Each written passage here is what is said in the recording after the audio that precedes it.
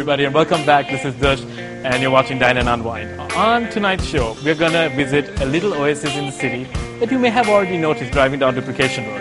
Now, if you've never actually taken the time to stop and step inside the Colombo Courtyard, yep, that's where we're at. Well, let me tell you, you're about to be blown away by the whimsical artistry of this place. And even more importantly, the hotel has 3 distinct spaces for dining in, of which we're going to check out the Scarlet Room tonight. I just can't wait to see what they're going to throw on our plates, so stay tuned.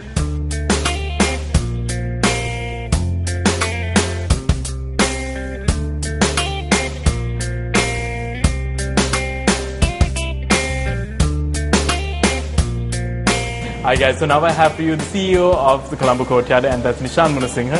Thank you so much for having me here. Pleasure is mine to have you here. Thank you. Nishan, tell us, how did this all come about? Well, the concept of the hotel came about. The brainchild behind it is Mr. Arun Thapa, the proprietor of the business. He decided that he wanted to make a business boutique hotel in the heart of Colombo with a completely different mindset with regards to making sure that it's a green-oriented hotel. And this is how it all started. He got together with a lady by the name of Sunela Javardhana, who is an architect and also an environmentalist. And they put their heads together and they came up with the product of Colombo Courtyard.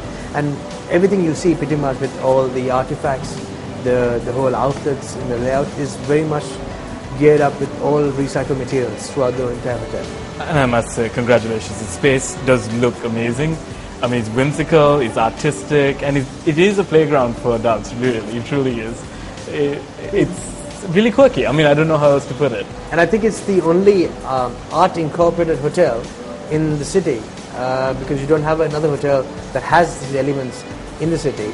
So I think that's quite, like you said, it's very quirky, and that's what it's all about, and that stands out. So you have this quite a strong feel of what your brand represents. Do you see it evolving further? I mean, do you have any plans for it?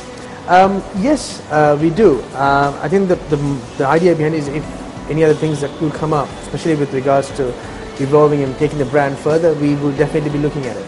And that's something that Mr. Thapa is very passionate about, and I'm sure he will push that through. Well, that's great news. And well, you've been in business for about 3 years, and it's a relatively short time, but I hear you've accomplished some pretty impressive things. Do you mind speaking about that? Sure. Basically, we, in this short space of time, like you said, we are the first hotel in the whole of Southeast Asia to have achieved carbon neutral status. Carbon neutrality is something that not everybody can achieve, especially in the city, in the heart of the city. To achieve that sort of thing, it takes a lot of work and effort to have gone in. That's one of the few things. But more other things that we are very proud of is that we won the World Luxury Hotel Award for the Luxury Business Hotel in 2013.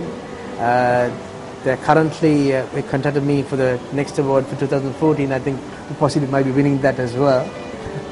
So fingers crossed. And then we have won the Best Hotel Interior Award for the Asia Pacific region. We won it in 2013. In 2014 we won it already. And of course the Service Excellence Award for TripAdvisor, which is obviously expected within our line of business, of course. And of course the Food Safety Award, which obviously every hotel must have, and we actually won it for 2013 and 14 as well. So those are things that we're obviously very proud of. Wow, I think I'm just going to come spend a weekend here just for kicks. You sold me on that. But actually, thank you. And well, you were speaking of food safety, so yes. Coming back to what the show's about, the food. Certainly. I mean, you have 3 restaurants in the space, and well, we're going to try out one today. Could you speak a bit about the menu? Certainly.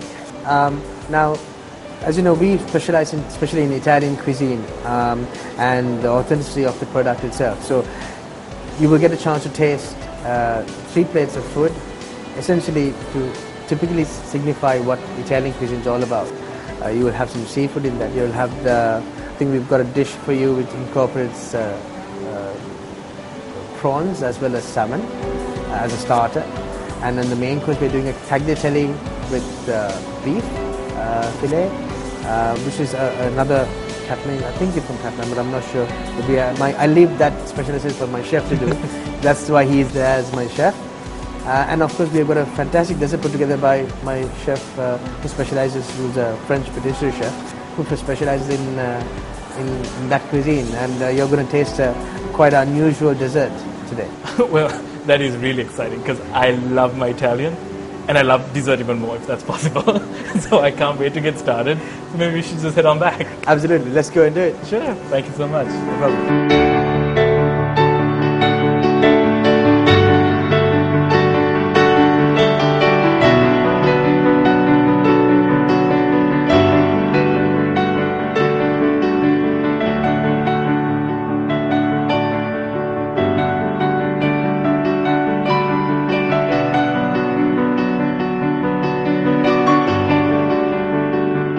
Hi guys, it's kitchen time again and I have the Colombo Courtyard's executive chef, Chef Malindo, and he's going to make a really interesting dish that's from the south of Italy, where you actually worked for quite a while. Actually, I worked in Milan. I was there. This one is a very indigenous and very famous dish in Milan. Where everybody used to have this before their main courses and pasta dishes as an antipasto. Sure. And I see lots of interesting ingredients. And maybe before we get started, could you probably maybe list out all the stuff you have here? Yeah, I have fresh salmon, jumbo prawns, basil leaves, flavored breadcrumbs, quail egg, tomatoes, mixed herbs, parsley, rosemary, chopped parsley, black olives, julienne of carrot and zucchini, iceberg lettuce, and capers. Fantastic. And it's called prawn and salmon catalan. Catalan. So very happy. So let's get started, chef. Yes, sure.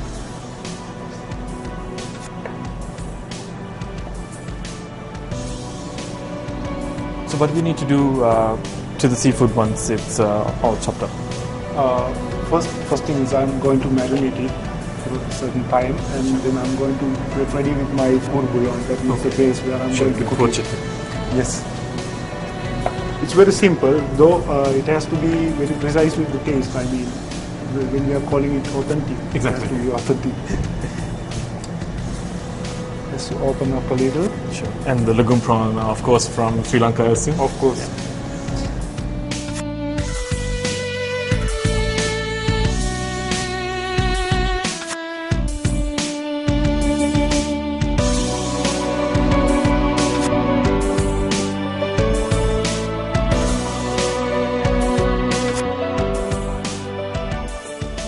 So it's going to be marinated, and I will keep this for a while. And now I'm going to do my cour bouillon. So how long do we leave it for? A couple of minutes? 5? About 2 minutes, Okay. 5 minutes. So chef has his poaching liquid here, which is traditionally known as courtyard, which is a very traditional French method of cooking. And so what he's going to do is he's going to use that stock to prepare the seafood. To prepare the seafood. Actually, I'm going to boil the salmon only. The prawn is going to be sort of padellata, we call it in Italian. Sure. We are going to crumb it, but without deep frying it. We are going to shallow fry it just over a pan. Sounds good.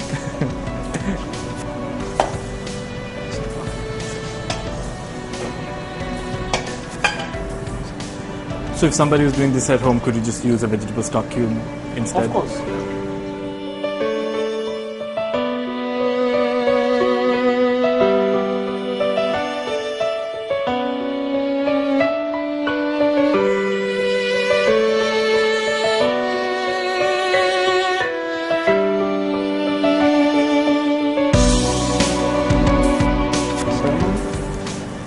And how long does this poaching take? Just about 2 minutes maximum. If we overcook that, it kills the flavor. Now I'm going to do my prawns as well. I say better than making instant noodles, which takes 2 minutes. You might as well poach some salmon. You'll be eating a lot healthier. Yeah, of course. Wow, that smells unbelievable. So relatively easy to make. I guess it's a matter of finding the herbs and the ingredients you would need to make the Italian breadcrumb if you were trying it at home. The good thing is all of it is available now in most places. Most of the places it is. Now we have just done the salmon, which is the perfect extent.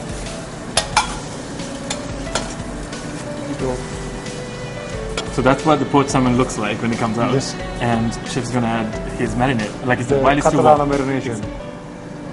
Okay, now I'm going to add some lime juice. In the meantime, I'll turn this off. Whoa. I can't wait to bite in one of those. Some olive oil. Where the ingredients are not pre-combined, where you have to do it then and there. And what's that? That's white vinegar Okay. and some Chopped parsley, fresh basil, Of course, you can't have Italian food without basil. of course, and some diced tomato. I love that it's very chunky and rustic, and it's not. Of course. Yeah, it's not very. It doesn't look very delicate, but it looks delicious. And crispy, you know, Yeah. it's more to a summer starter.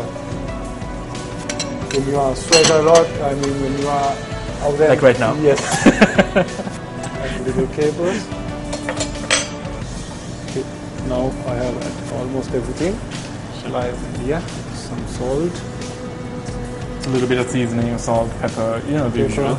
Yeah. Oh, what's The that? speciality here is what makes the difference is the white Oregano. Oregano, yeah. White vinegar and lime gives a special flavor, and of course it helped by the celery. Okay.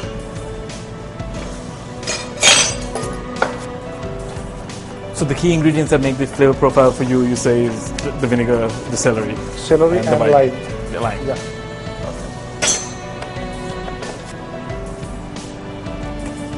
Okay, now we are almost done.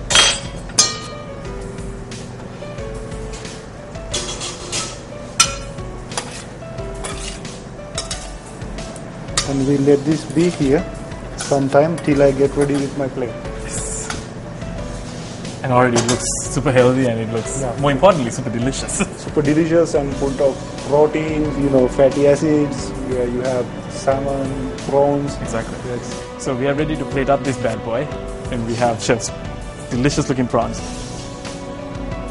And if you ever wondered why crustaceans such as crab, lobster, and prawn change this pinky orange color, it's not that it's so much changing color as other pigments that camouflage these reds and oranges die out in the heat. So it's not so much changing as they're appearing to the surface because others are burnt off in the heat. So that's an interesting fact. So, shall I? Yes, please. This is a little bit of fondo bruno. It's Italian brown sauce. Okay.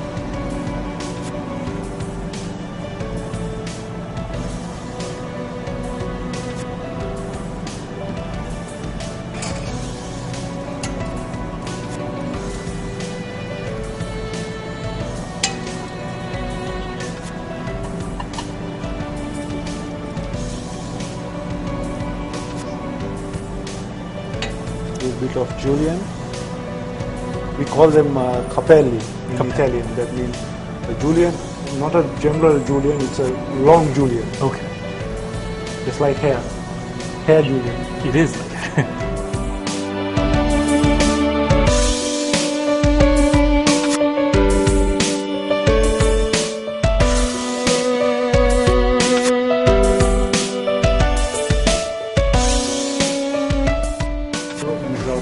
Thank you. For you. And look at that. It looks distinctly Italian, I must say. I can't wait to try it. And now we have the main. The main, of course. Yes.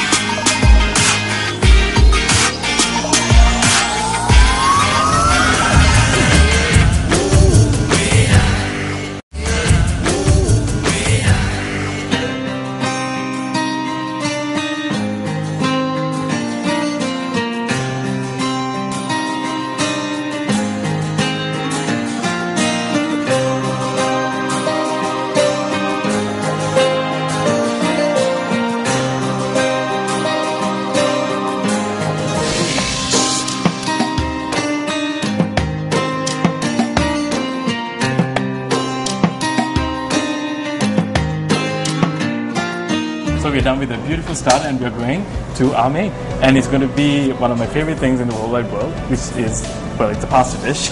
It's a tagliatelle. A tagliatelle pasta with the sun-dried tomato sauce, topped up with a classical Italian tagliata of beef with mushroom tripolata.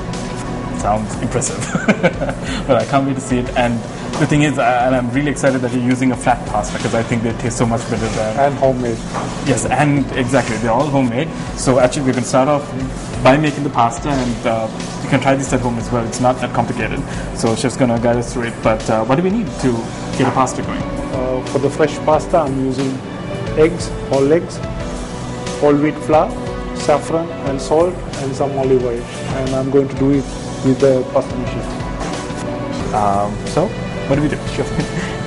Let's tip this way? Sure. So, we just throw all our flour in a bowl? All the flour in the bowl, okay. Now we're going to break the egg. These are pre-checked, okay? Yes. Yes, otherwise it's a bad idea just to crack it into your mix. Pinch of salt, not too much. Pinch of saffron. Little olive oil, otherwise it would be too elastic.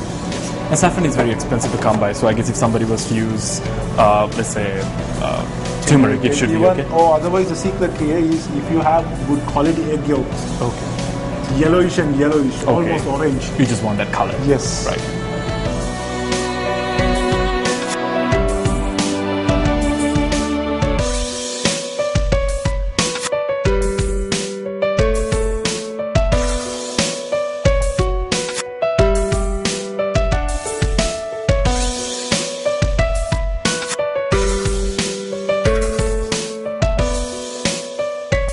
I really need to get myself one of those. Those look so handy. It's not that hard to make, once you get your hand. Yeah. Maybe 2-3 times. Even you can use a rolling pin at home if you don't have a machine. Yeah. Because you see cracks in it right now, so you keep rolling it until you get the... Yeah. There's a secret behind it. That means the pasta makes a noise. Okay. A sort of a sound when you're rolling out, it pop up. When it pop up for the first time, you have to stop it. Okay. The rolling. What do you mean pop up? Okay, I can't wait to hear this. I'll show it to you. You have to close the pasta like this, and then you make a sort of a pocket here, and then pass it through. And the textures change considerably from the first roll. Yes. What comes out, the air, which is blocked in between, that's the pop. It pops up. Oh, this is so much fun. I'm definitely getting a machine as soon as I get home.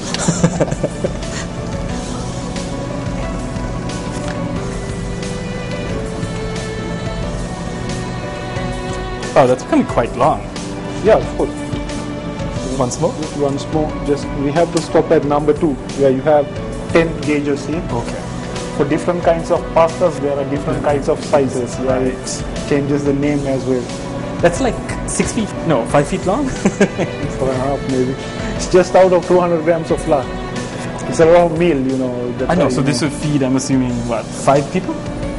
We can feed easily 3 people. 3 people. Okay. Actually, now we have to cut off the edges. These edges make other pastas where you can fazzoletti. Okay. There is a name for everything. Now this one, they make it as fazzoletti. Okay. In the same thing, now we have to have. So this would also become a lasagna sheet if you wanted, right? Lasagna, cannelloni. This is a basic recipe for the fresh pastas. Now I'm going to use the second gauge. Sure. Tagliatelle. Should I catch it from the other side? Yes, sure. Should we have a plate?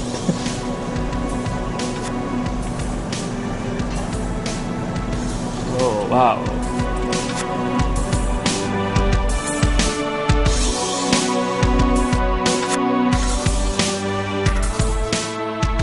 So, let's get started. Here we have beef fillet, chopped onion and crushed garlic from the Bruno, basically brown sauce, mixed herbs, rosemary, basil, parsley, chopped parsley, mixed Macedonian of vegetables, basil, sun-dried tomato for the fresh pasta, and mushroom for mushroom tripolata. I'm going to use the beef. this size of a piece would be enough. Wow, so quite a big chunk. 250 grams. And what chef was saying about this tagliata is there's a very interesting method of cutting the beef. Method of cutting, actually, none other nation do that. I think, second, for me, I mean, I have seen some, a little, okay? But what the other people do is, other nationalities, we eat, if we want to eat medium or rare, we just, but when we ask for a steak, medium, sometimes the middle part would be like oblong. Sure. We would be hasty, a bit hasty to eat. Sure. But rare. Italian style, Yeah. they stop the cooking, and I'll show you, and they just cut it into slant pieces. Sure. So that the heat gets in. Gets in and it cooks individually. Lovely. Effective. Probably even more so than Sri Lankans if that's possible. Salt, pepper, a piece of crushed garlic. These are Italian secrets, okay? More salt and some olive oil.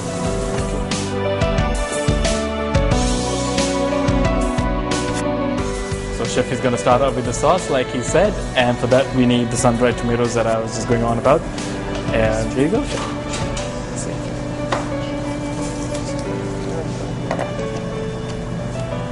So chef is roughly dicing it, well, chopping it I suppose.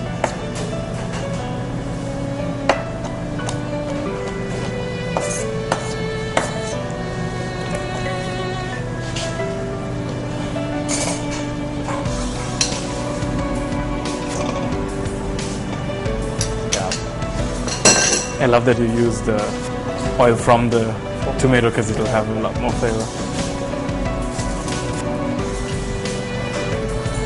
Little onion, some crushed garlic. We can remove that later.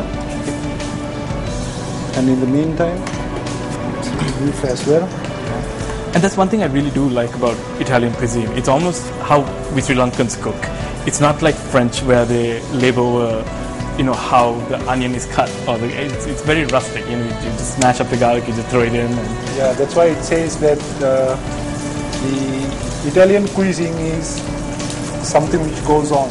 sure. And it's from the heart. It's really And soul it- cooking. It enhances and it creates every day a dish. No, but in French cuisine, it's more into a classical side where we don't create. Sure. And it's very rigid with a lot of rules. And, but the rules are there for a reason. I mean, it's very complicated cooking and the flavors are amazing. Those rules has been made by the chefs who was in those days in the revolution time for the other cooks to not to change the recipes, right? fixing to them. So we live in a different age now. Actually, it's going to be a flavored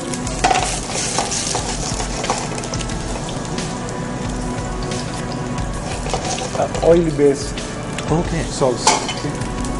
I was actually going to ask if you were going to put cream, but then I noticed in your lineup you didn't have any Any cream? cream. Yeah.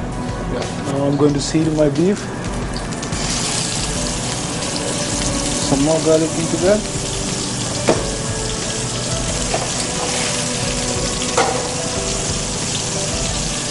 I'm going to do my mushroom.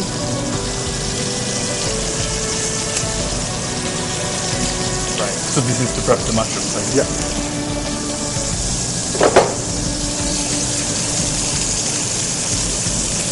To roughly saute the mushrooms. Saute the mushroom.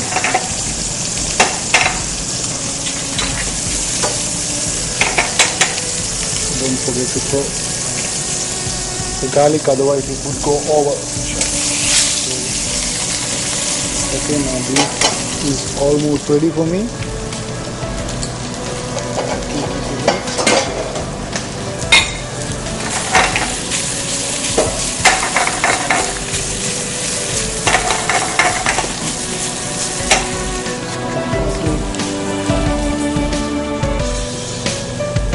So from the Bruno.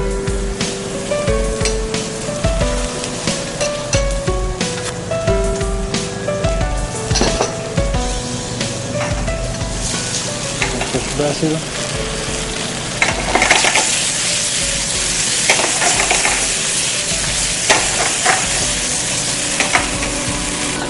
Do my small accompaniment. So there are quite a lot of elements going into this. A rich dish, you know. Very rich. Mangi come un signore, that means you eat like a gentleman.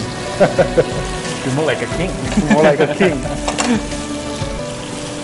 Some Italian flavors.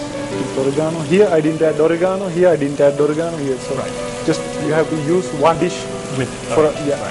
So chef is done sealing the beef, and now he's going to put those interesting cuts that he was talking about. So let's see how it's done.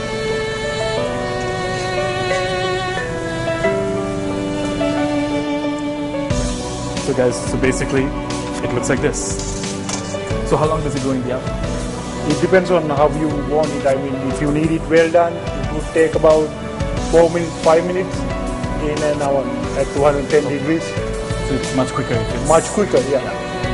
Just to top up with some mushroom.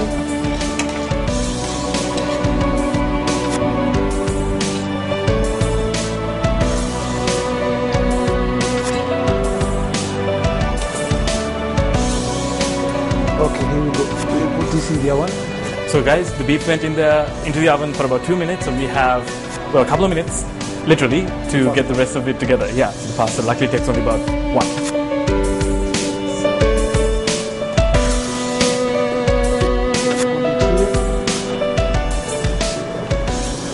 Two portions. Just has to go inside. But this dish must be a nightmare to make during a rush, because you need like all 3 burners for making one dish. It's just plus the oven. Practice.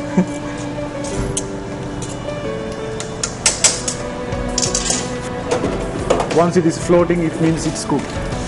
That wasn't even a minute. That is fast. If you're going to cook all the way in the boiler, so how can we give the flavor of the soul side? Exactly. Wow.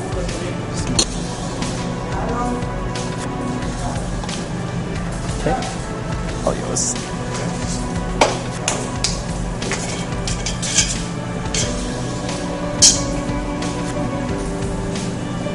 Yes, of course, we need to fish out those little nuggets of red deliciousness.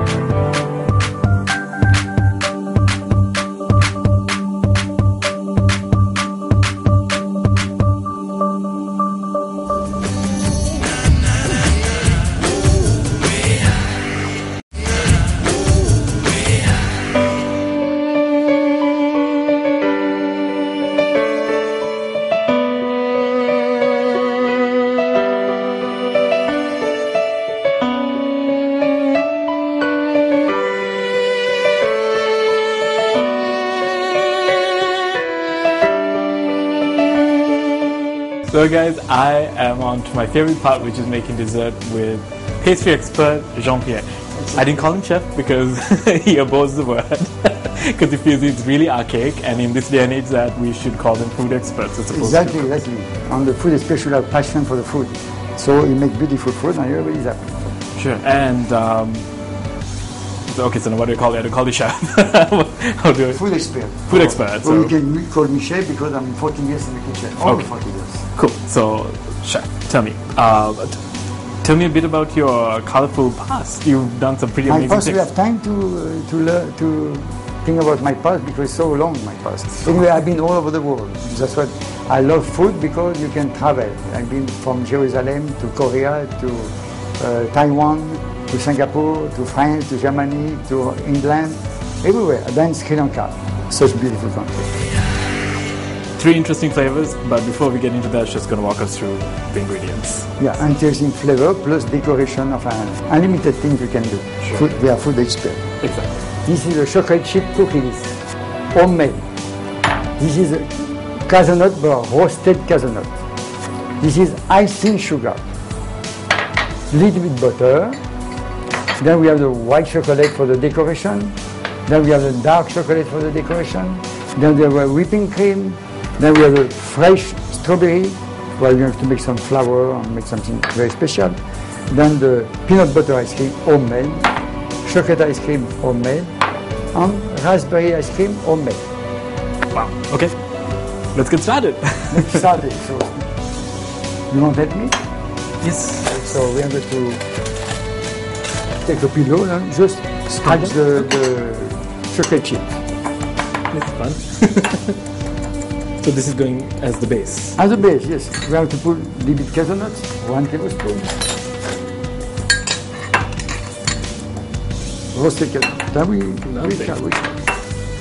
we put a little bit icing sugar. So what makes the taste is all this mixture mixed together. Huh? A little bit fat, a little bit butter. To hold it together. Yes. And a little bit whipping cream also. Wow, that's a lot of stuff. So you see how interesting it is. In making it more interesting. Yeah, so guys, we mix up this whipped cream, butter, cookie, and Very nice. icing sugar. So we put all the crust on the bottom of the form with 2 spoons. We flat. And then we need to leave the crust to set. Yeah, no need. You will set. We are just to put the ice cream on top. Huh? You can keep in the freezer for a few minutes, but it's set. It's set. You see, it's thick and it's nice, and it's going to be crunchy, and it's going to be a nice crust when you eat the ice cream very soft. Chocolate first. We take a big spoon of chocolate and we put on the bottom. So you see, I don't touch the food with a hand, nothing. Huh? You just keep the food. So now after the chocolate, we have the colorful raspberry. Raspberry, because when you cut, then you get the raspberry in the middle, so it's beautiful. Huh? And raspberry is made with fresh frozen raspberry, coming from Switzerland. Yeah, coming from Switzerland. So we put the raspberry. Then the last, we have to put the peanut butter ice cream. Amazing. So we put the peanut butter carefully. Sneaking a bite. Okay, peanut butter. It's unbelievable. You can't believe it. Oh my god. Now we are going to put immediately in the freezer for about half an hour.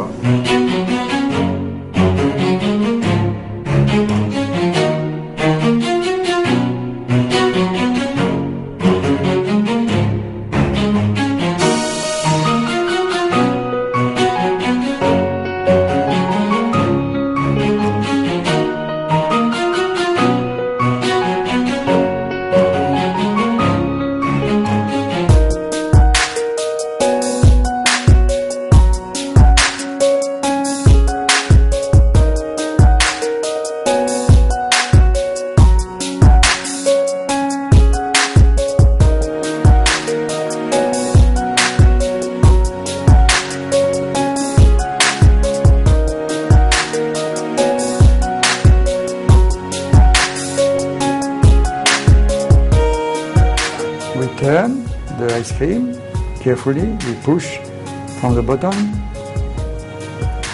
Now we put back upside down. Now we cut with it. Oh wow. Then we put immediately on the plate. Carefully. If you want, you can put just a little bit of cream on top.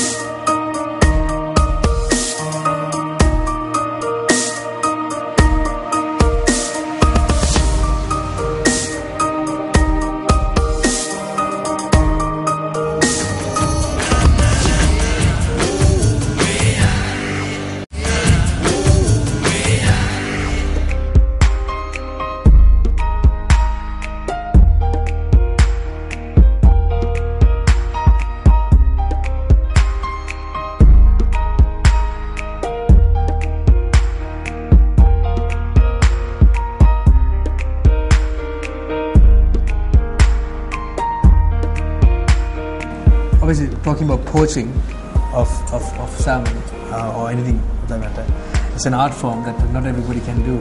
I think we had this discussion before briefly. And it's one of those things that not everybody can get right. Yes, because you can boil the life out of it. Yes, absolutely. So, let's try this. My goodness. Have you tried your prawn? Not yet. I haven't tried the prawn yet. Just try the salmon. Okay.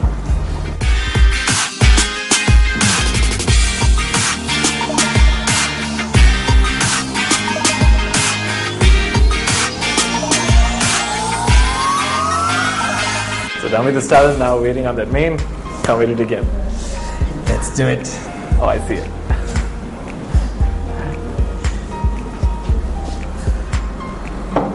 Wow. Looks Thank you. big, man. Okay, so. No, Okay, so please, I'll I insist, you must. So I'll try for this. Please. Wow. That looks a handful to have. Okay, this is the problem with al dente. Yes. It's good, but it's impossible to serve in the wok. It's the flavour of the marinade that actually comes across when you actually taste the raw. And it's not so strong that it overwhelms me, which is nice. Because you should be able to taste the meat as well, especially where it comes from being from New Zealand. Exactly. You don't want to kill the flavour of the meat. Some people do. And wait, I'm dying to try this pasta as well, because like I was saying, I love flat pastas.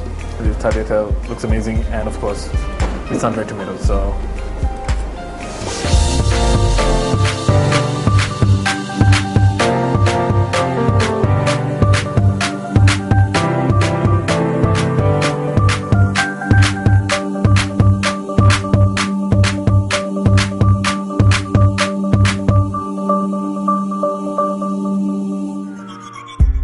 One for you. Thank you. Of me. Do you want this one?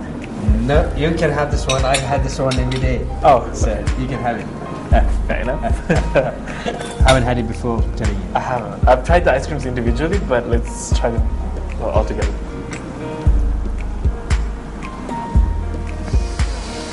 Well, I'm a happy trooper. Thank you so much for having me here. It's been great. You're more than welcome. I will be And back. hopefully you'll come back in because we've got a few other restaurants that you can also try out. So we've got the Cloud Cafe that you haven't tried yet.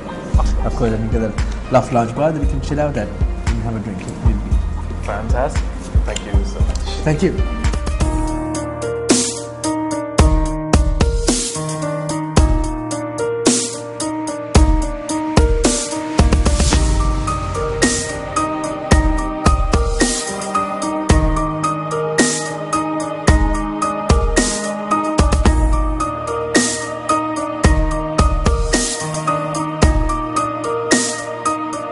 Hi guys, so I have a lovely lady from England who's just finished her vegetarian meal and is about to rush off to the airport. But before she does, we're going to pick her brains and see what she has to say about the food that she just tried.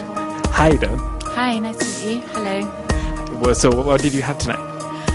Tonight I had the vegetable lasagna with warm brownies and ice cream for dessert. And you were saying how happy you were. It wasn't just stuffed with soya. Exactly, yeah, no, lots of different vegetables and lots of, it was really good, lots of flavour. And you were also telling me that this is your first time in Sri Lanka. Yes, it is, yeah. How did that happen? Well, I've been on placement in New Zealand for my university course, and I had some friends here who were also doing the same thing, so I came for a holiday for a couple of weeks. So it's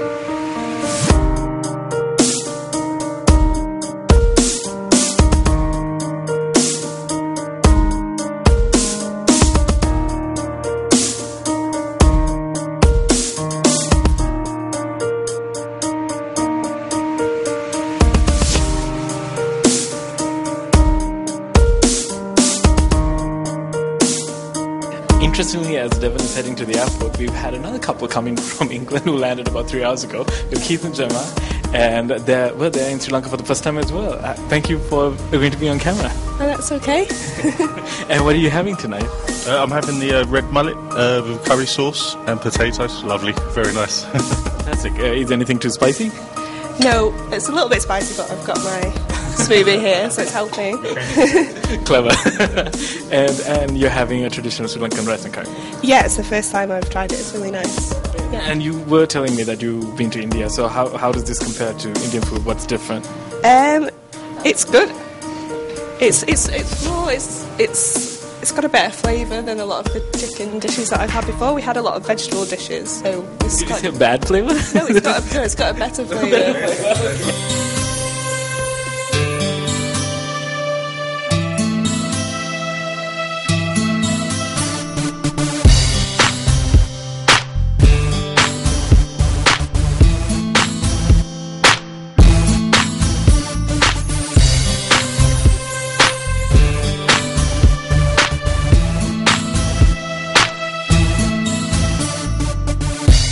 So guys, if you ever find yourselves wandering down Duplication Road and thinking, what do I have for dinner?